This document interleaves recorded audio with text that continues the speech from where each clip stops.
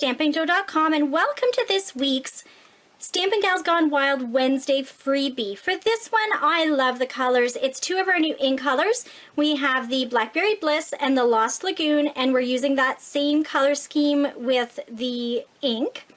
And it uses one of our, I'm pretty sure it's one of our most popular stamp sets out of the new book, and it's called Work of Art.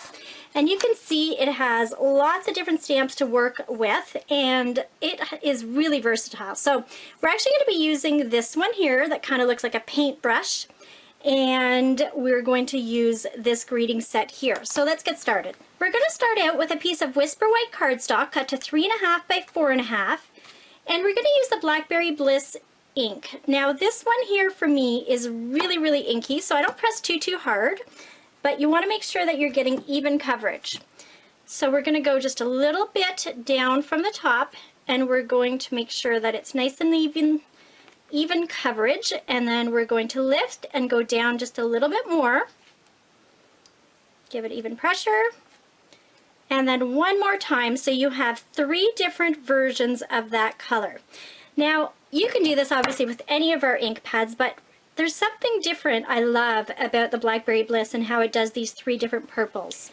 Next, we're going to take the Stays On ink color, and we're going to take our greeting, and we're just going to stamp it a little bit on top of our lighter color, and then leave a little bit of space for your ribbon. I'm going to adhere that to my Lost Lagoon cardstock. Again, another beautiful color, and these two go so well together. Look at that. Isn't that beautiful? You need these 2 colors. All right, we're going to glue that on. You can see that we've left a bigger mat than we normally do. Sometimes it's kind of different, and you know, thinking outside the box is a good thing. Not always stuck to the same measurements of cards that we do.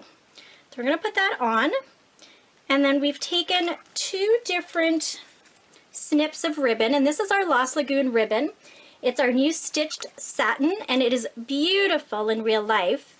And it comes in all of our new ink colors, which is really nice and handy. So I, of course, had to get them all because I wanted to be able to work with ribbons and cardstocks and ink pads that all go together. And I know I've said it before, but I love how Stampin' Up! Makes it easy for us to be able to work with colors that coordinate and punches and stamps and all that fun stuff. So we're just going to tie a knot on our second one. You can see I went underneath and just tied a knot, and then for the first one I just had the little tails on the back. So now we can cut our edges, make them look just a little prettier, and then glue that right on top of our back cardstock that creates our cards. And I love this card because it does have this fun little stamping off technique on it, but really it's very simple to make. Next, we're going to do the same thing as far as the stamping off, and we're going to use our Petite Petals stamp set, and it has 6 different flowers that are the exact same size, so they coordinate with our punch. So we're going to stamp it once, twice, and then 3 times, so that we have 3 different shades of that flower. And our coordinating punch will punch those right out, so we don't have to use scissors to fussy cut, as some of my customers call it.